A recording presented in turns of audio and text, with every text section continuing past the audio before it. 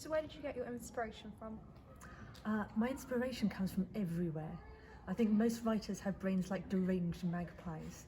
So research, anecdotes my friends have told me, museum exhibitions, folklore, sometimes conversations I've overheard on a train. And in the case of Deeplight, definitely folklore, my own scuba diving experience, and my own personal nightmares. How do you choose your cover designs? I don't actually choose my cover designs. This is something that's arranged by my publishing company. I don't draw them either. I wish I could claim I did. They tend to hire a very talented artist. In the case of the most recent book, there's a Romanian artist who is known only as H. She's quite mysterious, and she works with Rachel Hale from Macmillan to produce the covers.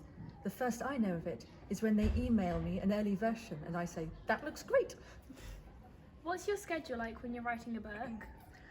Generally speaking, when I'm writing a book, the first draft takes about a year, so I do have a deadline. But it's quite a long way away, and I'm the sort of person who's deadline driven, so I need smaller deadlines in between. I belong to a writers group to provide those sort of mini deadlines. And as for what my schedule's like every week, the way I usually describe it is I aim for 9 to 5 and miss, because I'm still not as organised as I should be. So how long does it take you to write a book? Generally speaking, it does take me about a year to write the first draft.